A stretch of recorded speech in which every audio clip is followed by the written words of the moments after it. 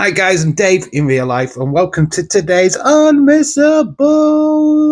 And yes, NXT honestly was unmissable. In fact, it was incredible. In fact, it was absolute. I mean, yeah, what am I talking about? I'm talking about the debut in NXT of Ricky Starks. Yes, absolute Ricky Starks. Made his debut last night. It came out of absolutely nowhere. This was amazing. He walked out into the crowd just before the cage match. Quite a bit of a buzz from. I mean, yes, it wasn't exactly electric. This is the Performance Centre. This is a very small crowd, but they were certainly loud enough chanting Ricky's name. The Revolution is going to be televised in NXT. Yep, honestly, his release was only literally days ago from AEW, and yep. Obviously, this did lead to a big, massive question. Why on Tuesday? Why on the Go Home NXT show? Why not wait a couple of days and do it at Vengeance Day where there would have been a bigger crowd? There is quite a simple answer, and it's what happened right at the very end of the show and what has happened for the last couple of weeks. We will get to that. But yeah, Ricky Starks needed to have a spotlight on him, right? This needed to be his night. He needed to have that big reveal. And that is completely it. I mean, maybe Vengeance Day, he might have got lost in the shuffle or taken the limelight from somebody else what deserves it more. But there's a reason. There's always a reason why things happen in wrestling. So, I have got Ricky Starks just having the limelight, having that big moment. In fact, look, you just got to look at social media today, and it's all about Ricky Starks. He is absolutely all over the place. Every single news outlet, your What Culture Wrestlings, your Cultaholics Wrestling Days, See Wrestling, they're all going to be covering Ricky Starks, right? So, yeah, you're literally there. There's all the thumbnails. On YouTube is just going to be Ricky Starks, Ricky Starks, Ricky Starks. So, yeah, you know what I mean. You know where I'm going with all this. So, yeah, he is the main talking point from NXT. But this is the reason why he's not the talking point of Vengeance Day, is because right at the very end, we did have that interference again. Whereas we got the scorecard or test card that you get on TV shows with Vengeance Day written in the middle. And yeah, this is the new faction. And we had a little bit more of a reveal. We now know that they're wearing kind of like Shield-esque masks. In fact, these are kind of masks what remind me of Retribution. I mean, hopefully it's nothing to do with that. And we don't go down that rabbit hole of shitness. Hopefully it's more Shield than Retribution. Let's just hope fingers are crossed. But yeah, I'm really excited for this new faction. I'm interested to see what they do at Vengeance Day. I mean, I feel that that's why they've pulled Ricky Starks to tonight and not at Vengeance Day, so that this group can have the limelight, can have the full attention. That we're not going to be talking about Ricky Starks come Saturday. All we're going to be talking about is this new faction. I don't know what the rumours are of their names, of the name of the faction. We do believe that Dion Lennox is at least one of the members. Yes, I'm really excited for this. I don't know which match they get involved in. It could be the Obafemi match because of Dion Lennox got shoved out of the way by Obafemi a couple of weeks ago. So it could be that, but they're just going to cause carnage. That's what I think we're all expecting. I reckon that they're going to be the ones stood tall at the end of a Vengeance Day. So, yeah, really excited for that. We're going to go into what happened on NXT. We're not going to spend too much time on this. This is not a review video. I just want to give you my thoughts for certain things that have changed for Vengeance Day. We did see Bayley versus Cora Jade. Cora Jade actually picked up a victory over Bayley. OMG. But that's not really the talking point. I mean, the major talking point is cost of that victory. Cora Jade is now added to the Fatal 4-Way. It's no longer a triple threat. It's now a Fatal 4-Way at Vengeance Day. So it'll be Roxanne Perez, Cora Jade, Bayley, all trying to get the championship off of Julia. I mean, Julia was just stood at the back, just chilling, watching the TV. She didn't get involved in this. She was letting the girls scrabble it out, having a little bit of a cat fight. But also, interesting is the outfit that Roxanne Perez was rocking. I think she's worn this before over the Christmas period. I'm sure I've seen her in this outfit before, but to gain this distraction on Bayley, we had Hugger Bayley come out. Yeah, this was Roxanne Perez dressed up as Hugger Bayley. I think this is a fantastic callback. The interesting story between these three ladies is that both Cora Jade and Roxanne Perez were massive fans of Bayley back in the day when she was the Hugger, when she was starting off in NXT. So now Bayley coming down to NXT to help their careers it's storytelling. This is why I absolutely love wrestling and why I'm so down for what happens. I mean, you just got to look back into the past and see that this is obviously not the first time this has happened. I mean, you look at MJF in AEW, and he was a fan going to see CM Punk, and then he ended up in the ring with CM Punk. This is the exact same for Cora Jade and Roxanne Perez. Big fans, of course, big wrestling fans. This is a dream come true for them. Maybe even a dream come true for Bayley. Bayley is doing a lot of work with enhancing talent, especially down in NXT these days. Getting a lot of TV time as Bayley, which is also great for her. Yeah, really excited for Cora Jade to be added to that match as well. But yeah, Bayley lost. Oh my God. And we got a new Hugger. I'm down for that. James, calm down. James Chadwick, get the tissues. Yeah, you need them. Yeah, I bet you still need them now as well. But anyway, that's not the only thing that happened. Trick Williams accepted a match from Eddie Thorpe. A strap match has also been added to Vegenance Day this weekend, which was, totally down for that as well. A match pretty much made famous by Dusty Rhodes, I think, back in the day. It certainly was a match used heavily in the 80s, so it's good to see that back. Results time, we had Lexis King retain his Heritage Cup against JDC. I don't like this new Heritage Cup rules. I think it takes away the heritage of the Heritage Cup. I just don't think it's needed. I think it's just a standard match now. It's boring.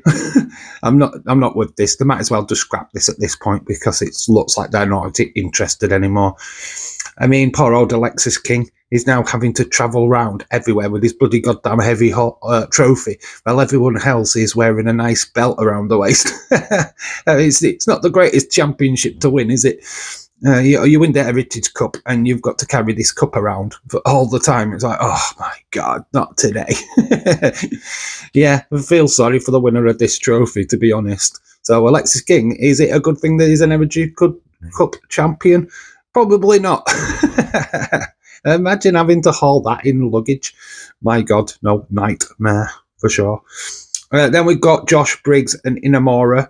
They won the triple threat tag team match to face Fraxium at Judgment Day. So another match made for Judgment Day. That's about 6 matches now, which makes this an event to see. It's going to be unmissable. We are live for it at the weekend. We'll be doing a predictions video for Vengeance Day in tomorrow's unmissable video. Then it leads to the main event, which it saw Tony D'Angelo defend his North American Championship against Ridge Holland. Oh my God, this was a pretty decent match, actually. There's lots of storylines in here. Izzy Dane would come down to ringside with a crowbar of all things. It looked like she was going to help Tony D'Angelo.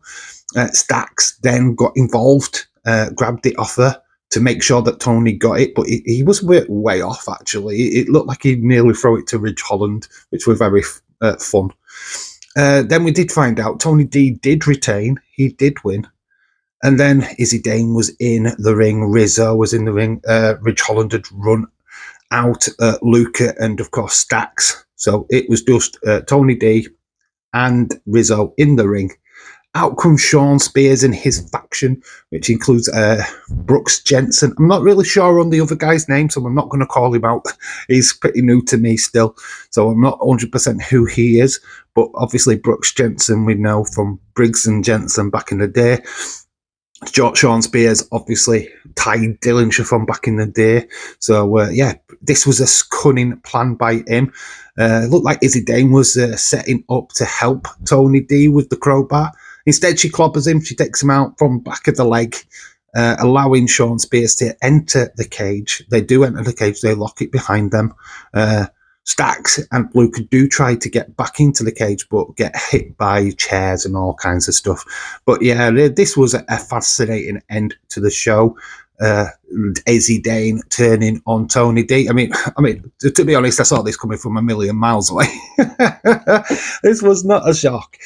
But yeah, I mean, the fact that she was not too long introduced to this faction. Yeah, I feel Tony D'Angelo was thinking with something else when he invited her to the group, but he wasn't for the benefit of the group. Surely it was only benefit to her. His little Tony, his little Guido in his pants. That's what he was thinking of. So he has been exposed, so to say, by Izzy Dane as she turned heel on poor old Tony D. Oh my God, what a great show. I did give it a 7.5. Obviously, we did finish with the faction reveal, which we've talked about already. It's just a great show. 7.5. Show of the week so far. Certainly better than Raw. Could do this watch along again, to be honest. There's probably lots of stuff that I've missed out, but that's the greatest thing about NXT. It is probably 2 hours of just pure fun from start to finish. And yeah, there's always some cool little talking points from this show. I mean, honestly, if you're not watching NXT, then why the chuffing heck not? You are missing out. You complain about new talent not being used in WWE, and they're on TV every week. So yeah, get NXT checked out.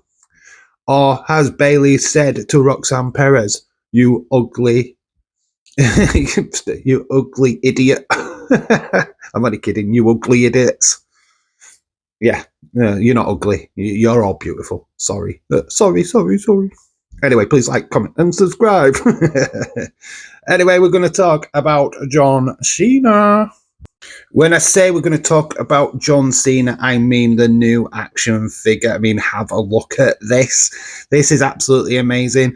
Dropped on Ringside Collectibles. I don't know if it's a Ringside Collectibles exclusive, but look at this. You can't even see him on the packaging. This is insane.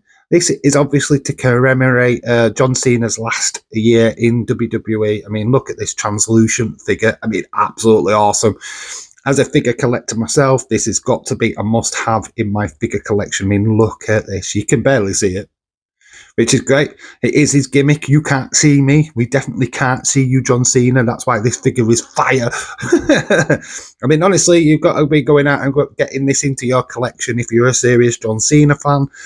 Even if you're not, this is a must-have figure. I mean, look at this. This is absolutely epic.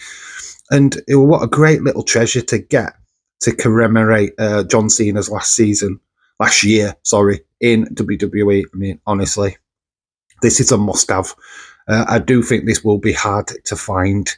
I don't know if it's just a Ringside exclusive or it's an exclusive to Walmart or Target or anything like that. But honestly, it's a must-have figure, so I thought I'd share that little thing with you so that you know it's out there and that it's going to be available soon.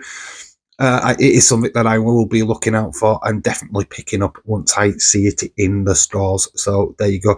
Hopefully, if you enjoyed this quick little video to look back at NXT, obviously the absolute Ricky Starks thing is going to take over the wrestling news today. I mean, obviously we've got new matches added to Vengeance Day. That prediction video coming tomorrow. So look forward to that.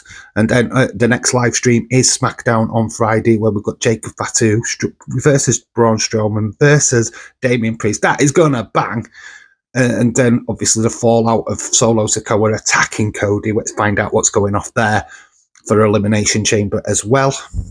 So yeah, lots of stuff happening over the next couple of days. Obviously, we will also be back for Vengeance Day on Saturday live watch long. Cannot wait. Hopefully you're all there. Please like, comment and subscribe. Hit that notification bell, and I'll see you all for SmackDown on Friday. I've been Dave in real life. You guys have been awesome. Until the next time, bye for now.